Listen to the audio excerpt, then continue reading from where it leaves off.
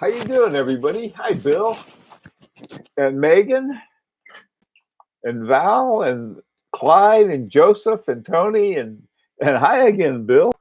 Orange Hand. Oh, good. Hi, John.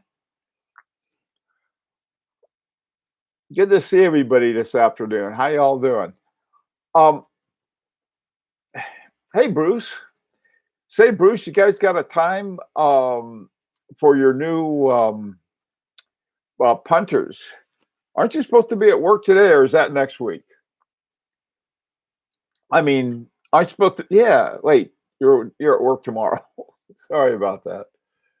Okie doke.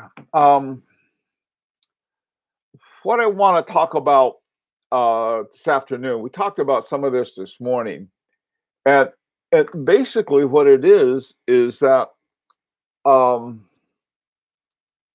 yeah. Okay, hey, Tony. Hi, Tony. Hi, Rick on watches. Okay.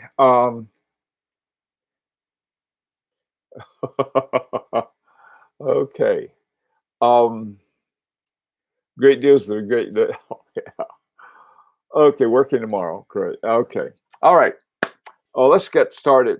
This morning, what we did is that I talked a lot about a deal that I just went through, and I got it at an auction. I've never been at an auction. I've never won an auction before. I go and I lose them because it's very easy to let yourself go. Now, the reason that I went to an auction was that the watch I was looking for I was hoping the price because their starting price is pretty low, and then the bidding makes them go up. And so I found out what the lowest was and so forth, and was fairly careful in my bidding, and eventually I won it. But then on top of that, you pay a 25% premium. So if you a 4,000 4 Swiss franc or something watch will cost you 5,000, and then you add shipping, which is hefty from my experience. And what else was there? There's some other charges. It still ended up though better than the lowest deal that was available on Chrono 24. And besides, there weren't a lot of them. So the what what I think is that in addition to finding new places to look, I think we ought to start. Well, some of us already have, but we need to have a start really considering brands that are based upon something other than popularity, because the popular watches are the ones most likely to go up, sort of a supply and demand thing. On the other hand, there are a lot of really good watches out there that people don't look for, and if you do look for them, you really got to hunt for them. And so that's what I want to talk about. Who was it? Somebody just mentioned Glashütte Original, and yeah, they're pretty well known by now, though I think, and but they're they're really a good one to go after. On Friday, I had the LUC Chopard. That's another one that is you can get great deals on, and so it's starting to look other places. I think also too German watches, of course, is good. Uh, Austrian watches, there's only one I know of, and that's Habring too.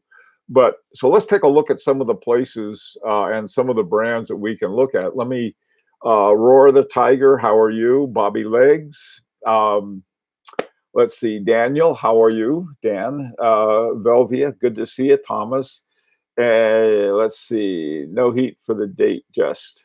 Yeah, hi, Tim. How you doing, man? Um, there are two Tim, Tim Quinlan and Tim G. Hello to both of you. Um, Okie doke. So let's Greenwich. Get it around. Okie doke. So here's what sort of I've been looking at is that the AHCI, I think that it's the independent watchmakers, and they've got a lot of people who are current or former And there's some other ones who are really good but never were in because they weren't interested in joining for whatever reason, but they're the kind of people who would have been. And there's some people who are in it and are not are now out of it, like Speak Marin. So anyway, so this is what we need to look at. Hi, Marco. Hi, Junior.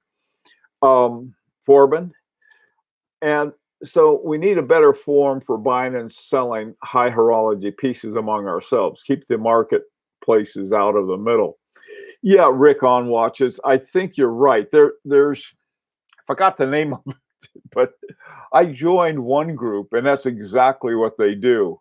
And they have these high horology. Well, more than high horology. They're all over the map in terms of sort of upper level watches. The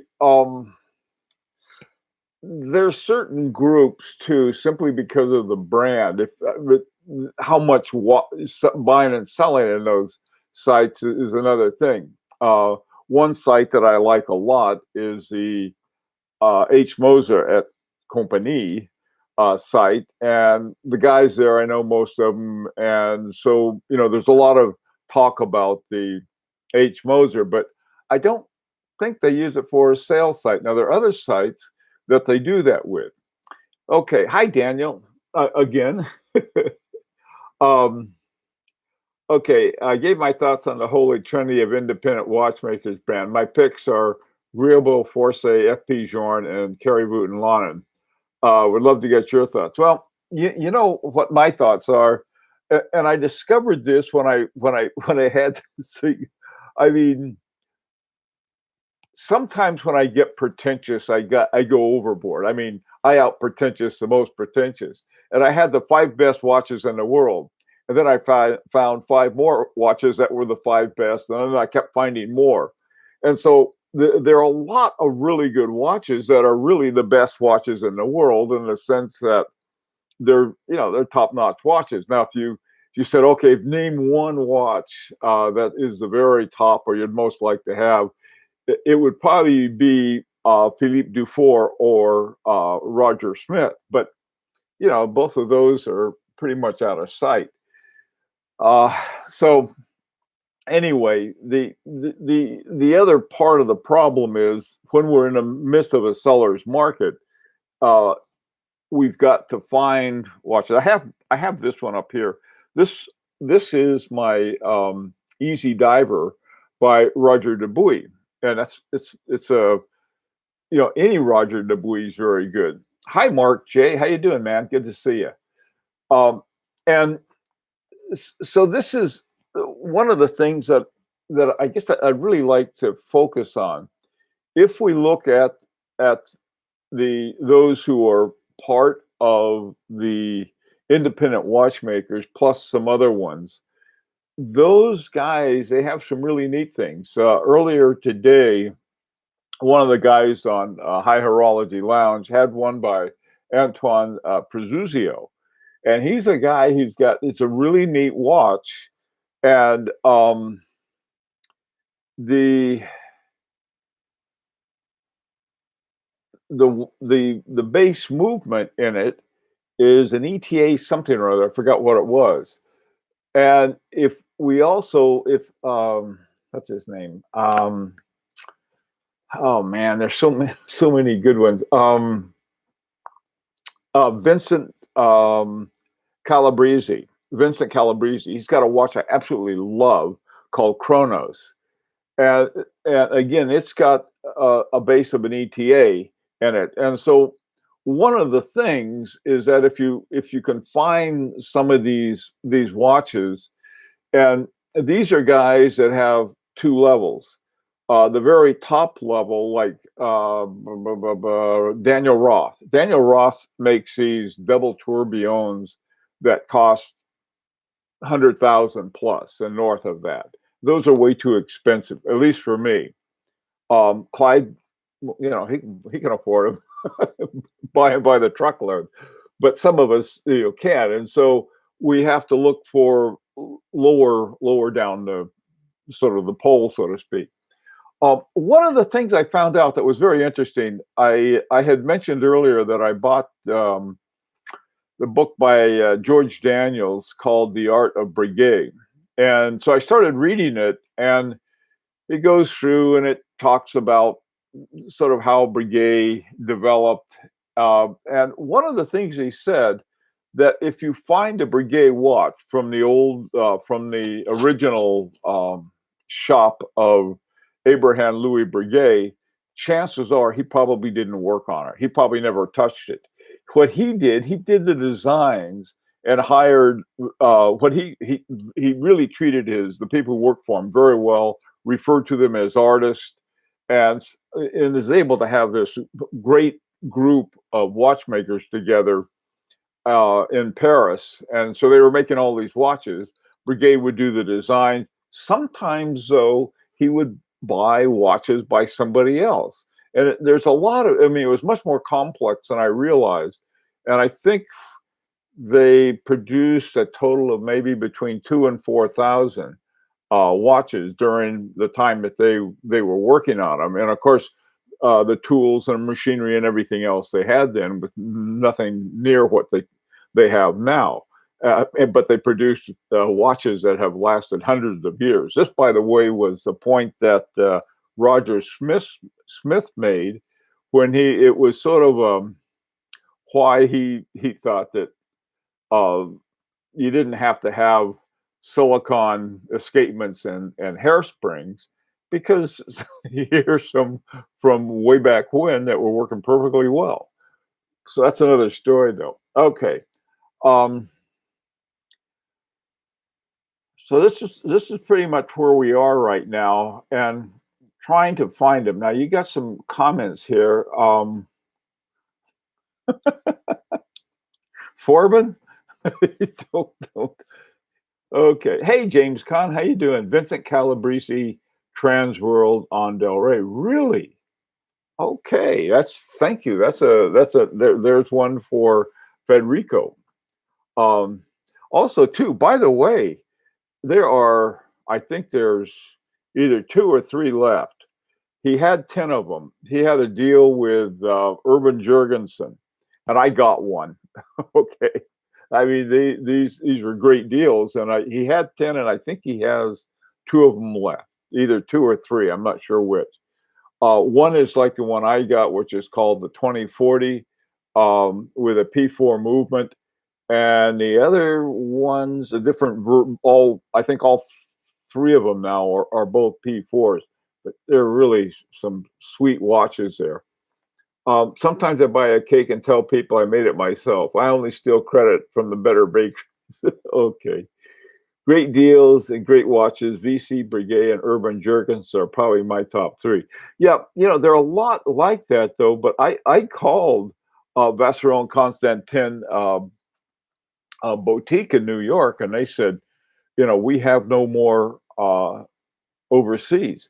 I mean, that is huge. I've never known Vacheron Constantin to run out of one of their main watches. You get on a list. Moser is still phenomenal value in many models. That's exactly right. If you can find them, I've noticed that even on the good deals, they've started to creep back up again. But if you can get and this is finding some new ones, uh, you got a great deal. Not as great as they were at one time, but that's true with everything. Um, okay, okay. Everybody is. The more informed the public becomes about watches via social media, the more difficult it is to find great deals. Yeah, but they've got to find a certain irresponsible type who will spend spend their kids' college fund on a watch. In other words, people like us. Um, okay. Um, just bought a Sapaneva Corona moonshine. That's a Finnish watchmaker, very interesting guy, and he has very interesting watches too. they used to be a better deal like everything else, and they've been popping up a little, but that's a great example. Watch habit. You own a FPJ, Patek, AP, Breguet, ALS. Now come close to wearability and enjoyment wearing a Rolex. Just my humble opinion. Okay. um, wearing my sub as we speak, and Bruce has on his bluesy, I'm assuming. The the thing is though is sort of the looking for the quality, not in the reputation, but in the watchmaker. And that's why, in order to be considered to be in the AHCI, you've got to be really good. Hi, Markin. Wearing my Harbring. Harbring's another one. Um, if if you got an itch for a watch and you want to get one that's a low price, and they only make a few hundred a year. I don't know what the supply is like right now, but that Harbring 2 is you got a guy in Richard Harbring who is really a master watchmaker, and he actually makes the watches you buy from them. VC is good discount brown for sure. I don't know. That may have been true at one time, watch habit. I haven't seen that lately though. About the only exception, and it's not what it used to be, is the Quad Allele, which I ought to get off my duff and go get one. Hi, Beauty of Scent. Um,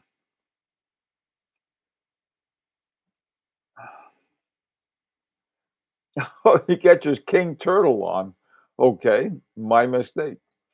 I paid 16,500 for the Saponeva. That's in euros. That's not cheap at all. Uh, I thought they were well under 10, but that may have been in the past, or you got one that is above my pay grade, what I want it to be. But that's a good brand now, I think. Their moon phases are really something. No more discounts on VC overseas pre-owned are now selling above retail. I know that. Yeah, that's the true. And also, there's a waiting list. When I called the guy at the boutique in New York City, he said, "Hey, you want to be on a waiting list?" He said, "I forgot what it was. I should have said, yeah. What number would I be?" But I don't know. The Quadrille blue dial is 100 feet. 100 feet. 2017 blue dial is 100 feet. I'm not sure what that is. If that means you can take it 100 feet underwater. um, my one is in red gold. Mm-mm-mm-mm. Here's the thing. I really love gold, red gold, yellow gold, white gold. Just where I ought to turn on my Goldfinger record now. But I like steel. Some of my favorite watches are in steel, or they look like they're in steel. My CS is in platinum, but I can't tell the difference between it and steel. I mean, it can be made out of steel or white gold or anything. They all look alike to me. Hi, Brent. How you doing? Um, water resistant. Okay. Um, yeah, Harbring is really a good one. Beauty of Scent, a steel stunner. To me, this is a steel stunner. The Easy Diver. I love this watch. It's I just there's something about it that I like a lot. And this is one of those watches that they're starting to go up in price. Not as I don't see that as an investment. I see it as where your opportunities are, where you might be able to get a really good watch that's relatively affordable. Um, there are other things you can do. This is another part of my what I call my outlaw collection. My outlaw collection is I named it is because they all have Jacquet 736 movements, and uh,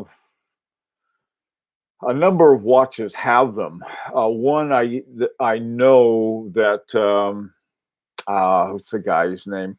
Roland Murphy of RGM. He has some in his watches, and he got the original ones from Jean Pierre Jacquet before he ran into what we'll call the troubles.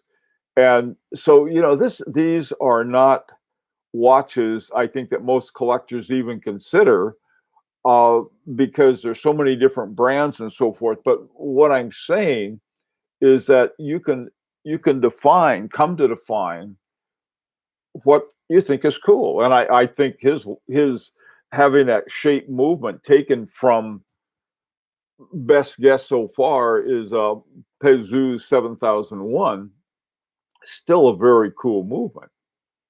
Okay, what else we got here? Salmon dial. Yes, I love salmon dials. That's another thing. Kadoki still accessible. Yes, Kadoki stuff is. I like the Kadoki 2 a lot. I know some people who got one and they really like them, and that's another really good one. But those things, they used to be around just a shade over 5,000, and now I think they're up around 10. Um, yeah, um, I don't I don't know, Daniel, to what extent is that Kadoki and Marco Lang and Richard Harbring all live in relatively same area. Well, they live in Dresden, and there's a little town in Austria, not too far from where they are in Dresden, that they sort of have a little group that they all communicate with each other. I don't know though if the the movement by Stefan Kadoki is like an exact copy of the Harboring 2. It might be, but I think he's starting to move more and more into his own movements. Could be wrong, but that's what I think. Um, where my 1142 LPT? Now that's a watch, Clyde. That is a watch. One of these days, you're going to send me an email, and there's going to be a picture of it, which is I'm really looking forward to. This is another thing. Um, when I got the only reason I got the Urban Jurgensen is that I've always wanted one, but I could never afford one. There was a basically almost half price deal that uh, they have at Federico's Del Rey watches. I got it there for a huge discount, and so that one that I could afford essentially. And so that's another thing too.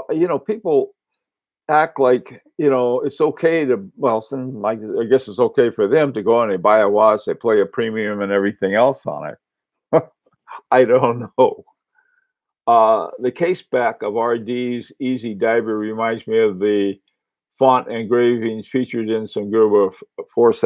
Yeah, they have it's one guy, Egon told me what they have on the gold rotor. They have right at the bottom here. There's something engraved in cursive script that says something cool, and I got to write it down somewhere because Egon was the one who got it for me. I looked at that thing; it's very hard to read. Marco Langenheim and Marco Lang in particular may be the most underappreciated watchmaker in the world. Incredible stuff coming from him. They're not underappreciated by me, Marco. I've got my Langenheim, my Frederick II. Love that watch. Just it's a wonderful watch. I can't say enough good about it.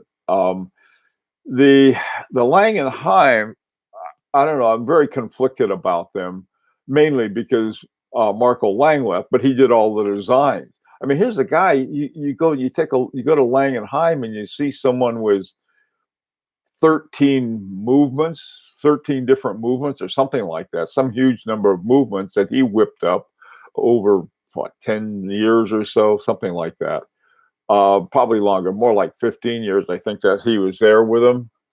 And then you get a company like Breitling, who's been around for a long, long time. They got all of this, they're a big watchmaker. And, he got one, the BO1, and I think they have another one called the BO9, both of which may have been made in cooperation with Tudor. Okay. So, yeah, you're right.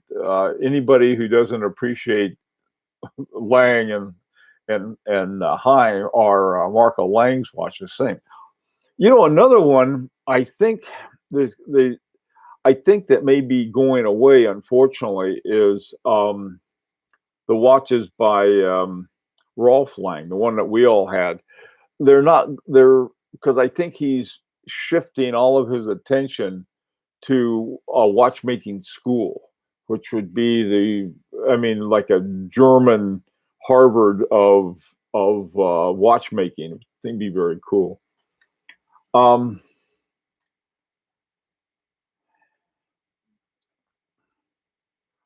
Hey, watch and pray. Number one to Joma Shop recommendation. Yeah, Joma Shop I like a lot too. There's certain places. What the Joma Shop either has it or it doesn't have it over, but they seem to have to get a lot more. But the ones I really liked that used to have more good ones was what they called Shop One. And you go there now, and all of the you don't have the lines that you used to. You used to have a bunch of Parmigianis and H. Mosers and so forth. Not so much anymore. Hi, Eric. How you doing? I'm trying to find a good deal on an Arnold and Son Nubula.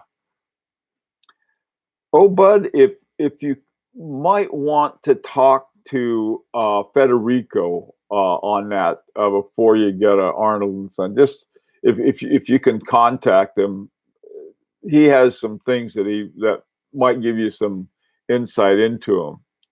You should get a Sin 6200 if you want a Marco Lang watch. Val, no, they're different. They're different by about 1,000,000 miles. So there.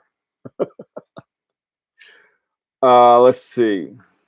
Um,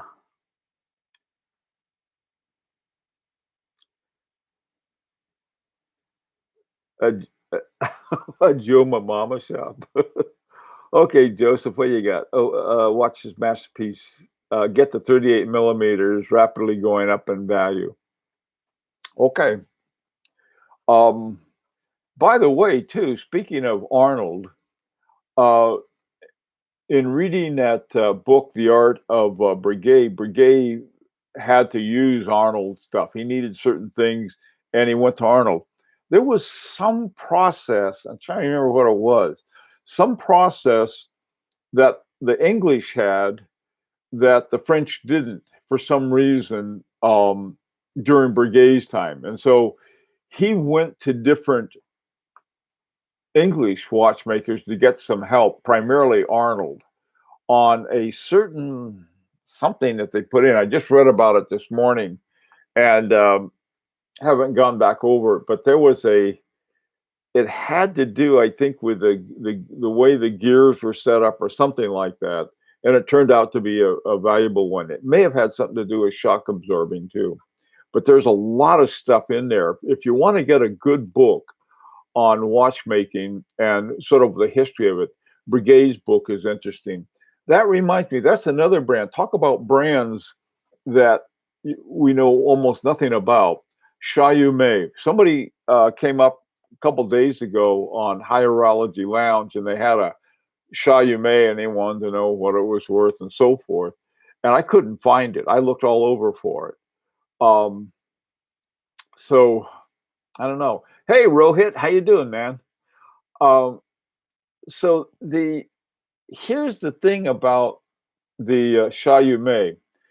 The Chayume brothers were the ones that plucked Breguet out of almost oblivion, because and I think it was back in the 70s, maybe they did it. They took over Breguet because Breguet was having all kinds of the people running it didn't know what they were doing or something like that. And the Chaumet brothers, who had a Chaumet is a famous jeweler, a French jeweler, they bought it, and then they hired Daniel Roth, and he did all of the. I mean, if you want, during his period, he had some really great watches. This is before they were bought by Swatch. Interesting stuff. Can you speak on servicing your indie pieces? Yeah, well, my independent pieces, there are two kinds of independent pieces. One is like sort of the powerful ones, relatively speaking, like Parmigiani and FP Journe. I've had them both serviced. They're both expensive and they were both worth it. So that I can say about that. Other ones that are, I don't know. I haven't tried Roger Dubuis yet.